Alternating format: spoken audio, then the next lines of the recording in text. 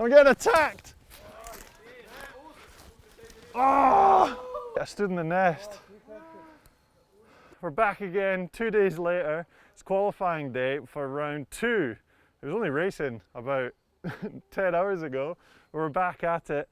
Riders are on track. They've mixed A and B practice together, so everyone is on track this morning before qualifying. We've come to one of the 4 different sections for race 2. This is the last one in the lower woods. So the section we analysed the other day is literally like just down from here. So we've got a fresh, loamy section, never been ridden before. The riders come in absolutely flat out into this section. Yo. Oh, no! There are compressions again. Oh! There are off-camber routes and one really tricky off-camber section.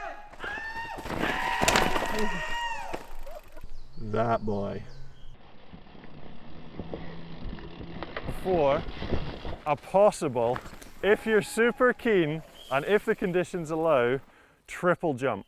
Various other options: you can roll the first, gap the next, you can gap the first 2 and then roll the third, or you can just roll them all. This morning there's a bit of rolling going on because it's still wet from yesterday. This is riders' first runs this morning, so they'll just be taking it quite chill. If you've had the pleasure of riding fresh sections of track, it changes massively over the first few hours of it being open. So we notice a lot of the elite riders aren't on the hill yet because they'll just be waiting for it to cut up low before the first compression and then use it to grip and get high. But if they can't, they end up in that low, which is suboptimal. So dig in over the roots on the high. Nice one, George. Oh, clean over the roots. He's eyeing it up. He is. KERR said first run. He said he's gonna pull that triple down there on the first run. Okay. we heard it here first, Max. Let's go. Do you think that the triple's the thing today? Let me have a look now.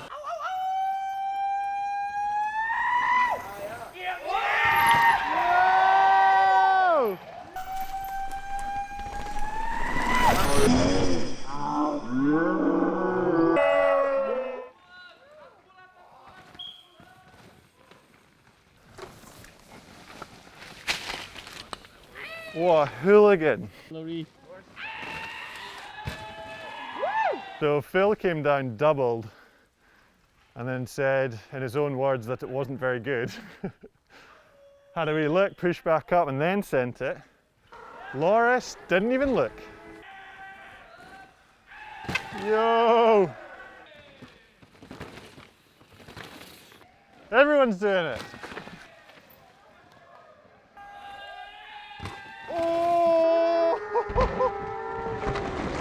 Do you think it'll be much faster though?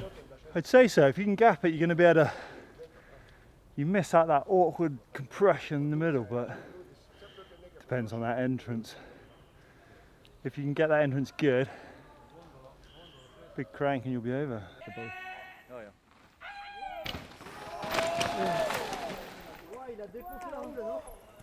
Bro.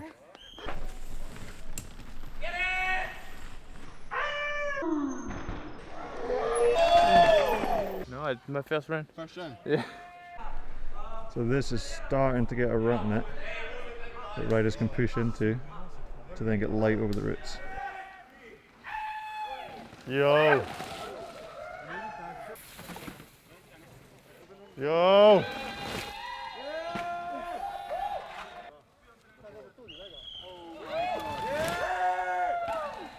It's the triple dog. Hello!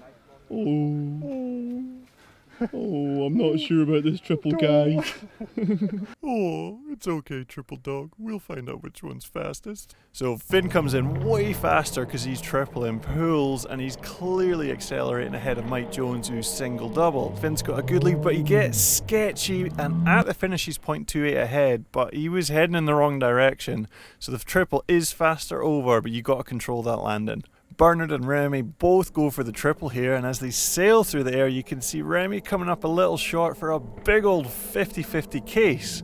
But then Bernard must get on the brakes to slow down for the next section because Remy catches up on his front wheel and is only 0.04 behind.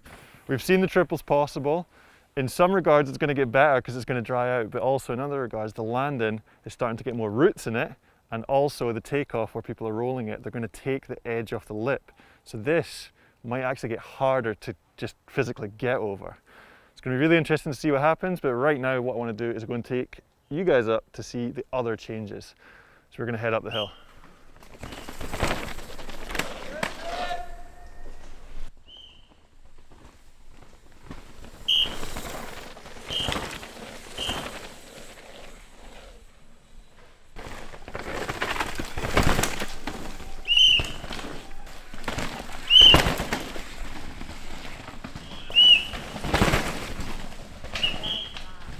We're at the rock garden.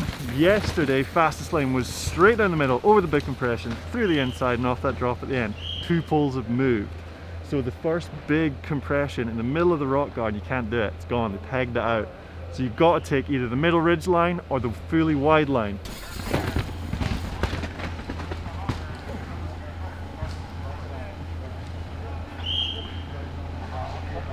Right. Yo! Yo! Oh, yo!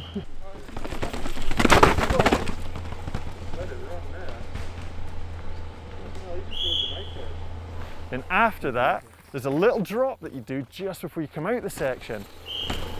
There's a pole there that's been moved about 10 inches tighter in, because you used to be able to do the inside and then almost go round the drop on the exit. Made it really straight for carrying the speed out.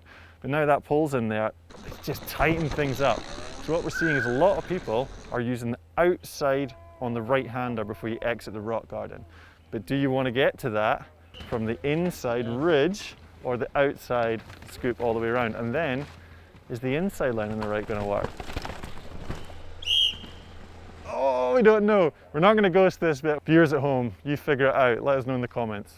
But we are out here in the open section, which you won't have seen on the live feed, but this is where Reece Wilson, unfortunately, had his KO before race runs.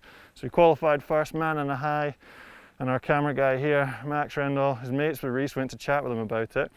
And apparently Reece said he just got super set up for the right-hander coming out into the open, nice and wide, dug in, got up above where anyone was putting tyres into the next course so he could line it up and just rail round. They'll just hit a soft spot on the top, but didn't go over. And then you know when you kind of ride the stem and then just straight into the tree, you couldn't stop. Nobody even wants you here. Like, if I had missed the tree by this much, I would have been absolutely fine. Yeah. But just like right on the front of my face, like really, really bad, yeah. So, and he's obviously not feeling it today because he's not on track. So, I looked at the other changes, but we've come up to the top one, which is actually the original track that I raced back in like 2009. Such a cool bit of track. Undulating turns using the shape of the ground, and it's just, oh, it feels amazing to ride. So the top part of it, unfortunately, you're not going to see in the live feed. This is going to be your only look at it apart from any of the raw videos you might see. Anyway, top bit, really nice turns, flowing down, not a whole lot of lines till you get to here. Yo. So we got some original big flowing turns, but they taped it super wide, so there's some different options. On the right-hander, there's the original, fully outside. Really supportive at the start, few roots on it as you get towards the end of it, but there's also a slight inside. Looks really nice, a little bit of a ledge, gets you to the same place. The catch at the end of that is the same for the outside and the middle. Then there's a sneaky inside that we can see a few people getting onto. You've got to brake check a lot to get onto it, but it's definitely shorter down into the next turn. And the reason people are doing that inside is because on the next turn, there's another inside. Up and in over the big hump next to the pole. Really short, really straightens it out, but the exit has got a lot of roots on it, which makes it tricky for carrying speed out. The outside is a big old turn. It's like almost, it's more than 90. I reckon it's like a 110-degree corner you got to bank your way around. Supportive at the start, loses support towards the end. Hard to get good, but it looks to be a little easier to do than the inside. So yeah, what's going to work? We don't know. Inside to inside, inside to outside, outside to... So on this multi-line bit, we got Edward Masters and Loic Bruni. Eddie sets up super high and heads out to the wide line on the first turn. Bruni is on the middle line, and as they come round this right-hander, they're both looking really even. Eddie heads to the wide line now while Bruni goes over the big knuckle on the inside of the turn, and he looks like he's pulled a little bit of a lead. Will the outside line give Eddie more speed and catch him up? They're coming up to the finish, and yep, Bruni is going to take that by 0.24.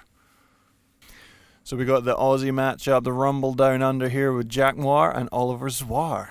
They come into this section and Ollie goes straight to the middle line with Jack doing a bit of a nose manual setup. Looks like Ollie's way out in lead, but that is a real direct line Jack is on.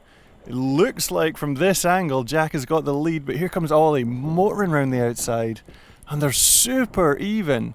So Ollie must be carrying lots of speed from that outside, but it ends up being 0.05, super close.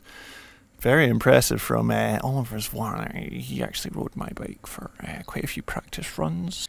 For the final matchup, we have the two fastest guys in this section is Matt Walker and Troy Brosnan. And they come into the section and Matt sets up a little high, but they both go for that middle line. They're looking super even, but Matt suddenly surges ahead because he's aiming for the outside and Troy's slowing down to get that inside line. He's on the inside and it always looks like it's going to be quicker, but they're both looking really even. So it looks like they've carried pretty even speed out of this, and coming up to the line it's going to be close. Unprecedented in 2020. It's a draw. It is nice to finish on a draw. I am pleased that the timing system can be so accurate. And we are going to end on that. So actually we've discovered it doesn't matter what line you take in this section, you just have to do it well. So that's going to do it from Pinkbike's Inside the Tape with me, Ben Cathro, and Max Randall behind the camera. We are flipping stoked on what we've seen on track today. There's big gaps, there's some real good line choice going on, which there wasn't in the race before, and the new sections are looking mint. Qualifying later today, race runs tomorrow. Yeah, can't wait. Stay tuned, sneaky raw video coming tomorrow as well. So subscribe for that and we'll see you there.